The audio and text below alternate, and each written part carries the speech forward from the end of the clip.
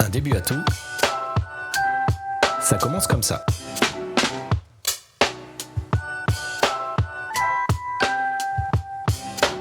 Elle apaise autant qu'elle déchaîne les passions.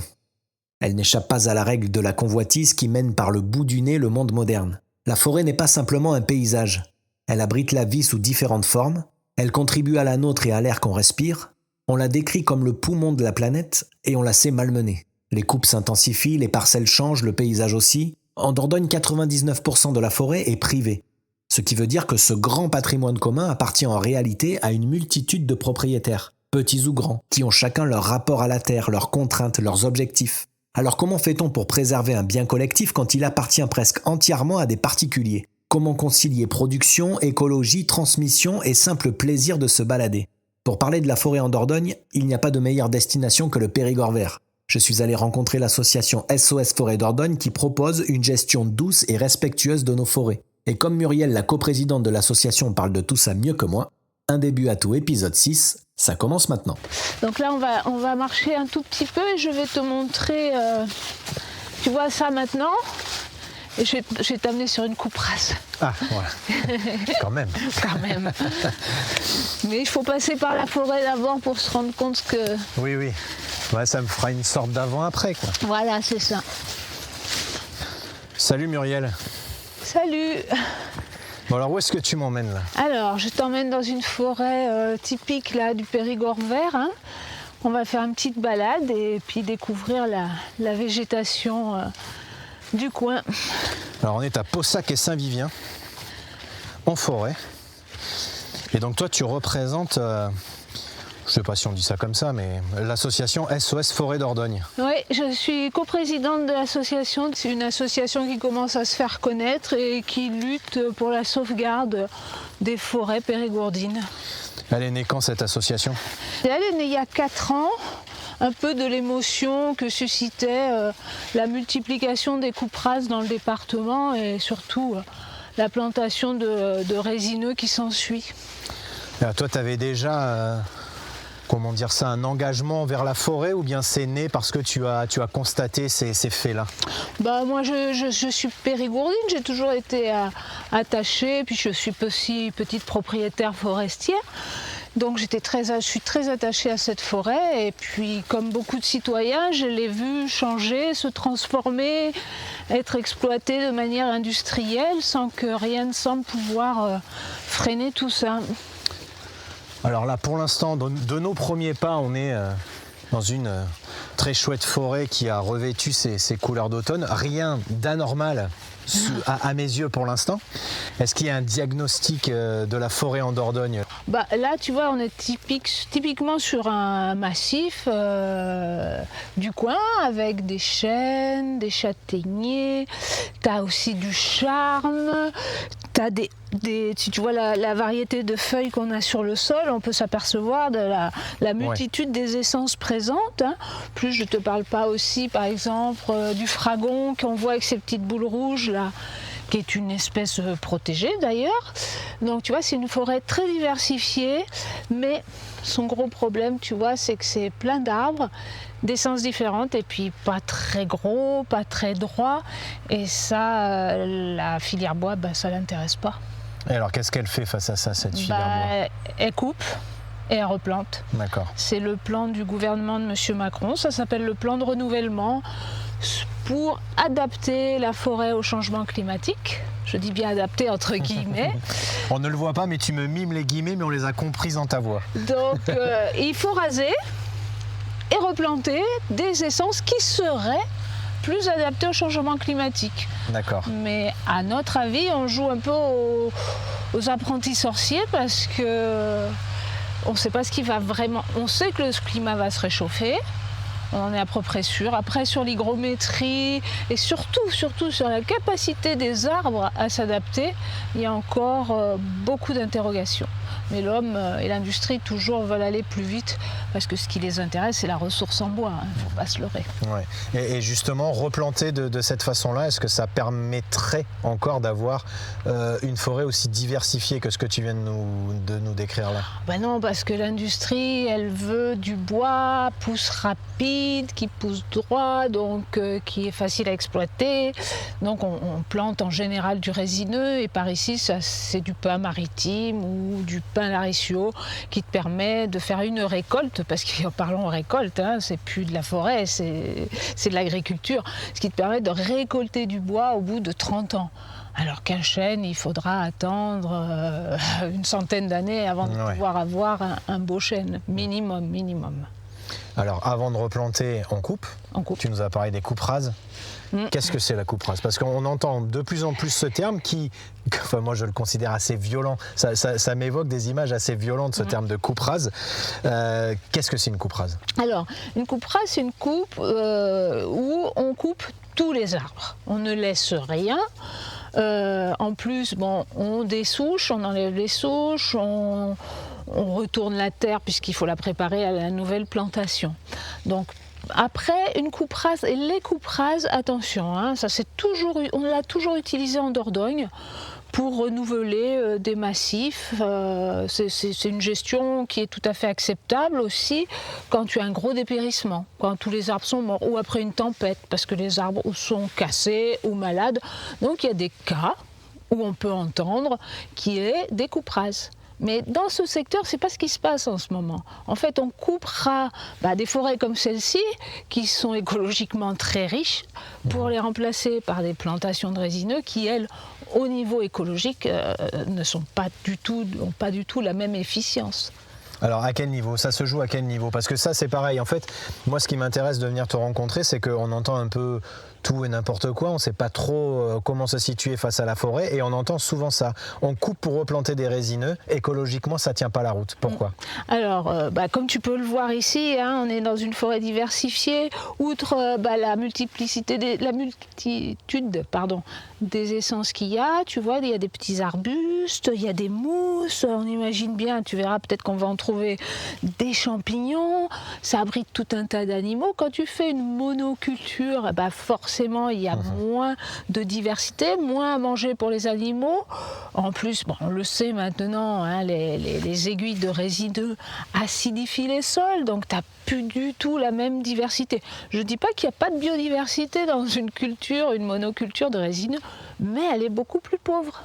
Face à ces pratiques, est-ce qu'on connaît déjà des initiatives, peut-être locales, quelque part en France, j'en sais rien, mais qui sont plus vertueuses que ce qu'on entend là, que ce que tu nous décris là, mais qui en même temps permettent, parce qu'il y en a besoin, on aura l'occasion d'en reparler, une certaine exploitation de la forêt, ne serait-ce que pour produire du bois? Alors le volet économique est important, parce que c'est d'ailleurs le troisième secteur économique de la Dordogne, hein, le bois, il ne faut pas l'oublier, ça fait travailler beaucoup de monde.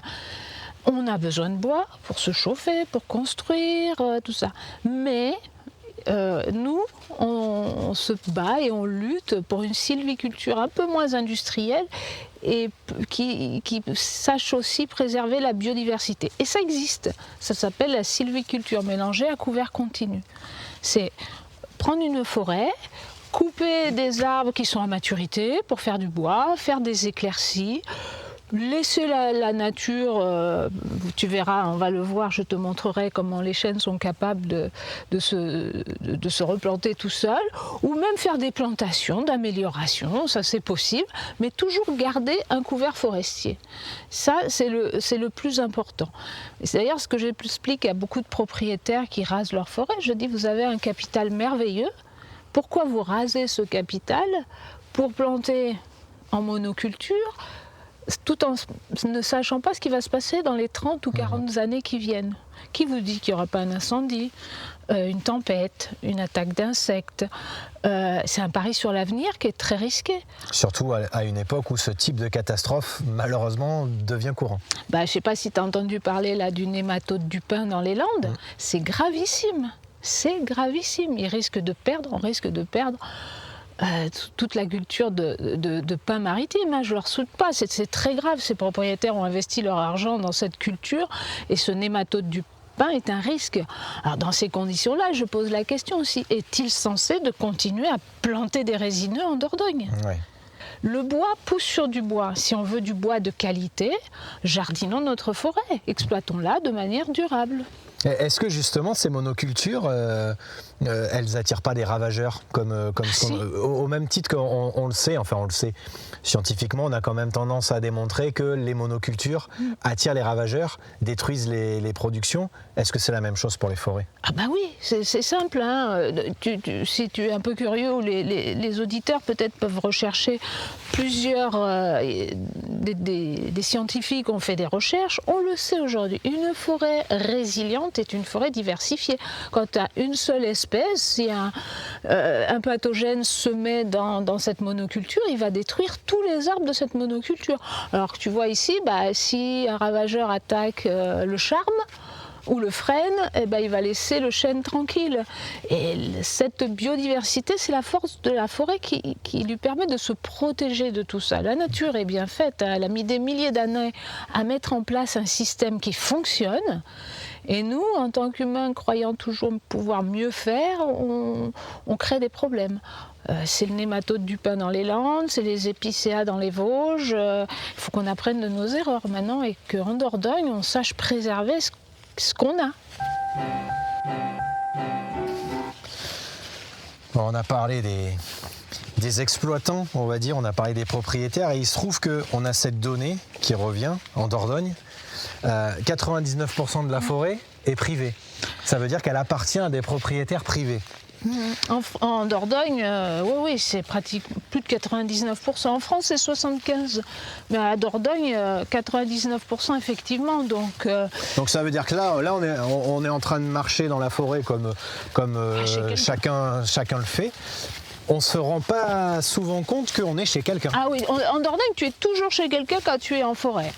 À part, je crois qu'il y a un peu de forêt publique dans la forêt de la Bessède, mais il y en a très très peu en Dordogne. Donc c'est pour ça que l'ONF d'ailleurs n'a pas trop son mot à dire, puisqu'il n'y a pas de forêt publique en Dordogne. Donc la forêt qu'on considère comme, peut-être à tort du coup, comme un bien commun, en fait elle appartient bien à quelqu'un. Alors elle appartient bien à quelqu'un, mais la forêt n'est pas un bien comme les autres d'abord. Parce que tous les services écosystémiques qu'elle rend, ne serait-ce que la production d'oxygène, le captage du carbone, la protection de la biodiversité, rend des services à tout le monde. C'est pas une voiture ou une maison. Donc c'est un bien particulier. De plus, les propriétaires touchent actuellement beaucoup d'aides et de subventions grâce au plan du gouvernement de renouvellement forestier qui peut monter jusqu'à 80% des travaux, donc il est payé avec nos impôts. Donc dans ce cas-là, on a quand même donc c'est un peu à nous aussi alors. On a peut-être quand même notre mot à dire. Est-ce que ça donne une responsabilité écologique, sans employer les grands mots, à ces propriétaires ? C'est un peu le problème. Nous, on milite aussi pour que soit payé aux propriétaires justement la protection de ces services écosystémiques. Pour l'instant, ils n'ont de subventions que pour faire des travaux lourds. Et d'ailleurs, comme c'est un pourcentage, plus tu fais des travaux lourds et plus tu touches d'argent. Et nous, on milite pour que, comme ça se fait par exemple dans certains länders d'Allemagne, qu'on paye le propriétaire pour préserver au lieu de détruire. Mais ça, on n'y est pas encore. Mais ça veut quand même dire qu'on peut accompagner ces propriétaires sans forcément les culpabiliser, quoi. Ah bien sûr, nous on fait, avec SOS Forêt Dordogne, on organise avec des maires de villages des réunions d'information pour les propriétaires, en leur parlant du capital qu'ils ont, qui est en Dordogne très riche, hein, pas forcément en bois d'œuvre, mais riche en biodiversité, en leur expliquant que ils peuvent gérer leur forêt autrement. On leur parle de la SMCC, on leur prouve, parce qu'il y a de nombreuses études qui ont été faites, qu'ils peuvent gagner autant d'argent qu'avec une coupe rase, mais sur un temps long, tout en pouvant laisser cette forêt à leurs enfants et à leurs petits-enfants. Là, une fois que tu as fait une coupe rase, la première génération va gagner de l'argent, et pas tellement, hein. Mais les générations suivantes, elles sont même peut-être obligées d'investir pour pouvoir nettoyer les parcelles. Donc, il faut bien calculer parce que le temps de la forêt, c'est un temps long. Et l'industrie, malheureusement, elle est dans le court-termisme. Ils veulent une ressource, ils veulent du matériau maintenant, sans penser aux conséquences pour l'avenir. Ouais, c'est cette opposition-là qui crée le trouble en réalité entre le temps long de la forêt et le temps court de l'entreprise forestière. Oui, alors les arguments sont toujours les mêmes. Tu as parlé de la propriété privée. C'est une propriété privée, on fait ce qu'on veut chez nous.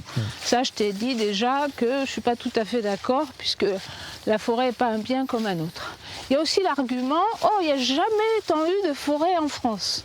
Alors c'est vrai, depuis les années 80, la surface forestière a pratiquement doublé. Mais il faut voir d'où on part. En Dordogne, dans 1850, à cause des forges, des chantiers pour faire les bateaux, faire du charbon, on était tombé à un niveau très bas de la forêt. Elle a été surexploitée. Donc qu'elle ait doublé, c'est bien. Et puis quand ils disent « elle a doublé », non. Les forêts anciennes n'ont pas doublé, elles n'ont pas bougé. Ce qui a augmenté, c'est les plantations de résineux, c'est les accrus forestiers à cause de la déprise agricole, et d'après l'IGN, ils considèrent forêt toute parcelle qui a au moins 10% d'arbres.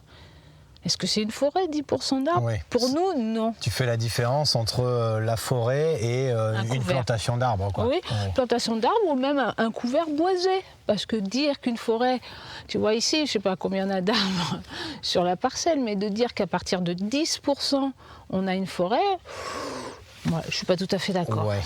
Et puis quand on parle forêt, on parle d'écosystème. D'ailleurs, on ne devrait pas, en Dordogne, on ne devrait pas parler de la forêt, mais des forêts, puisqu'elles sont très diverses, on a un département très grand, et qu'on parle d'écosystème. On se réunit régulièrement à la DDT avec la filière bois, et quand on leur parle d'écosystème forestier, ils nous disent « oui, vous êtes bien gentils, mais tout ça, ce sont des perceptions ». Alors, si l'écosystème est une perception, on n'est pas sorti de l'auberge. Alors, comme tu l'as dit, effectivement, c'est un secteur économique important, le bois en Dordogne. Alors, comment on fait pour trouver cet équilibre entre l'exploitation du bois, on va dire, et puis le respect du vivant et de l'écosystème? Alors ça se fait, hein. Il y a de nombreux propriétaires qui appliquent déjà une sylviculture mélangée à couvert continu. Il y a aussi, je ne sais pas si tu as entendu parler des GFCE, ce sont des groupements forestiers citoyens et écologiques.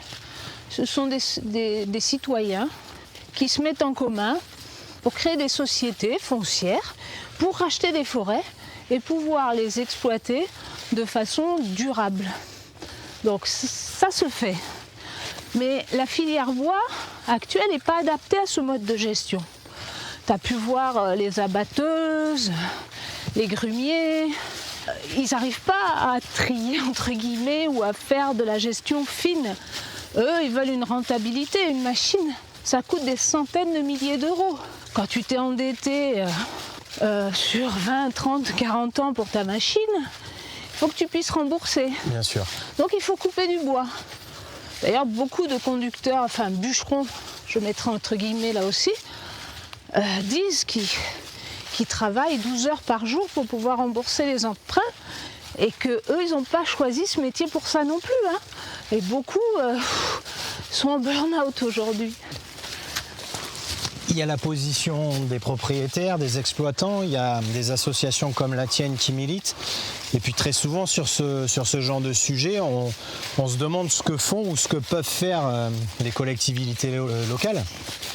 Alors justement, quel rôle elles jouent, sachant que, on l'a dit tout à l'heure, 99% du sujet, c'est du privé, c'est des propriétaires privés. Est-ce qu'il y a une réelle carte à jouer de la part des collectivités locales, quelles qu'elles soient, hein, les mairies, conseils départementaux, ou que sais-je? Alors nous, on a rencontré plusieurs fois le département. ne peuvent pas faire grand-chose. Bon, ils nous ont quand même écoutés dans les aides, maintenant qu'ils donnent aux propriétaires. Ils ont introduit la notion de préservation de biodiversité. Ça, c'est super. Mais comme tu le dis, c'est privé. Donc le conseil départemental, à part faire de l'information, il ne peut pas faire grand-chose. Mais tu vois, là, on arrive sur une coupe rase, elle fait 7 hectares. En plus, on est au bord d'une ZNIEF, c'est une zone naturelle d'intérêt écologique, faunistique et floristique. Tu vas voir, il y a un ruisseau qui s'appelle le Boulou en bas, où une amie a filmé des loutres. Il y a des genettes, il y a du vison d'Europe. Enfin, je veux dire, au niveau de la biodiversité, c'est un endroit exceptionnel. Mais ça n'est pas suffisant donc pour s'opposer à ce type de pratique qu'on a sous les yeux. Là, autant tout à l'heure on était, je dirais, en pleine forêt, autant là, on commence à pouvoir apercevoir l'horizon alors qu'on est toujours dans la forêt. Et celle-là, elle a plusieurs années déjà. Elle doit avoir 3-4 ans. Alors tu vois, maintenant, c'est que des trucs hippiques, hein, du genêt, de la ronce, de l'acacia. Et tu vois, au milieu, on va en apercevoir en descendant, ils ont planté du pin laricio.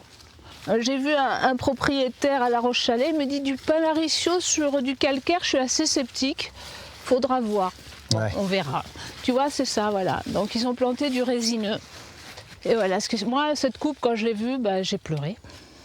Parce que là, bon, tu te rends pas trop compte, parce que la végétation a repoussé et ça cache. Oh, mais l'état, avec les machines, parce que le problème de la gestion industrielle, c'est ces lourdes machines qui déstructurent les sols totalement, qui tuent toute la biodiversité du sol, c'est fondamental. Mais ces grosses machines, elles détruisent tout. Alors, cette coupe, elle est légale. Il y a eu une autorisation de poser à la DDT qui a été acceptée. Les propriétaires ont reçu des aides et des subventions pour replanter ça. Si les plants meurent, ils ont même droit à une deuxième subvention pour replanter. Donc elle est tout à fait légale. Donc dans les obligations légales maintenant, tu dois aussi planter à hauteur de 80% d'une essence et 20% d'une autre. Donc là, ils ont mis du pin laricio et en bas, ils ont mis du chêne. Bon, il n'y a plus de feuilles, je ne sais pas trop quel chêne c'est encore. J'espère que c'est du chêne de chez nous, parce que souvent maintenant, on plante du chêne rouge d'Amérique et c'est une espèce envahissante et j'espère que ce n'est pas ça qu'ils ont planté. Donc il n'y a pas assez d'éco-conditions, si tu veux. Moi, je veux bien comprendre qu'on fasse des travaux de gestion forestière. Mais aujourd'hui, il suffit qu'un propriétaire déclare 20% de dépérissement sur une parcelle pour avoir l'autorisation de la raser totalement et de pouvoir y toucher des subventions. Alors, mettons des éco-conditions. Peut-être que ce chiffre de 20%, on pourrait l'augmenter. Si vous avez 50% de dépérissement, on peut comprendre. Mais 20%, c'est rien du tout. Surtout qu'ici, il suffit de prendre quelques châtaigniers, quelques taillis de châtaigniers dépérissants pour avoir l'autorisation de raser tous les autres. Les chênes, les charmes, les aulnes et tout ça. Et l'éco-condition de replanter, est-ce qu'on ne peut pas mélanger? Obligé à faire un mélange d'essence plutôt que, tu vois, regarde, ils sont plantés en randonnion là. Mais ça, c'est pas une forêt, c'est une plantation, c'est une monoculture. Et ces éco-conditions, c'est des sujets que toi tu as déjà soumis à... On va les appeler les décideurs. Est-ce que c'est déjà des idées qui ont été mises sur la table? Ah oui, alors bon, ça se passe pas au niveau local, hein. C'est au niveau national, c'est une politique du gouvernement. Donc ça, on travaille aussi avec d'autres associations nationales pour porter cette voix de toutes ces associations locales, puisqu'on se regroupe, on a des branches dans les Pyrénées, dans le Limousin, on se regroupe tous pour faire porter ce message au gouvernement français actuel. Bon, avec tout le remue-ménage qu'il y a eu actuellement, tu penses bien que la forêt était pas le sujet prioritaire. Pas le sujet prioritaire, alors qu'il y a des amendements qui ont été déposés dans ce sens. Mais pour l'instant, je crois qu'ils n'ont pas été étudiés encore. Mais tout à l'heure, tu me disais qu'on ne devrait pas dire la forêt de Dordogne, mais plutôt les forêts. Et là, tu me parles d'une politique nationale de la forêt. Est-ce qu'il ne serait pas temps aussi qu'on arrive à des politiques plus locales de la forêt? Oui, tout à fait. Quand on parle Nouvelle-Aquitaine, par exemple, les gens ils pensent aux Landes. Tu vois, les Landes de Gascogne, c'est pas ça la Nouvelle-Aquitaine, c'est nous aussi. Et c'est le Limousin aussi qui a vu déjà son paysage changer avec des plantations de résineux depuis déjà, des dizaines d'années. Donc c'est vraiment des forêts différentes et il faudrait faire une gestion plus fine de ces forêts. À l'échelle locale, justement, qui va signer? Qui va donner les autorisations pour les coupes rases, par exemple? Alors, l'autorisation vient de la DDT. C'est eux qui doivent vérifier les PSG, les plans simples de gestion, les demandes d'autorisation et donner leur agrément. Mais la DDT dépend de l'autorité de la préfecture. C'est pour ça qu'à SOS Forêt Dordogne, on a rencontré la préfète pour lui demander d'abaisser le seuil d'autorisation de coupe, qui est actuellement de 4 hectares, à 1 hectare pour les feuillus et 2 hectares pour les résineux. D'ailleurs, ce qui se fait dans d'autres départements. En Haute-Vienne, c'est 2 hectares. En Charente, je ne sais plus, j'ai plus les chiffres exacts, mais il y a de nombreux départements où on est entre 1 et 2 hectares, voire 0,5 hectares. Mais c'était déjà le cas ou bien c'est des associations comme la tienne qui ont milité pour des abaissements? Non, certains ont abaissé il n'y a pas longtemps, mais je ne sais pas si c'était lié à des associations. Mais c'est lié justement au fait qu'on voit bien que quand même il y a un changement climatique, il faut protéger les forêts. Parce que 4 hectares, qu'est-ce que ça signifie? C'est beaucoup 4 hectares, on ne se rend pas bien compte. Mais ce qui se passe aujourd'hui, c'est que par exemple, une personne sur un massif va couper 3,8 hectares sans demande d'autorisation puisqu'il sera en dessous des 4 hectares. Et puis il va attendre quelques mois, et puis il va couper 3,8 à côté. Et puis il va attendre quelques mois et il va couper 3,8.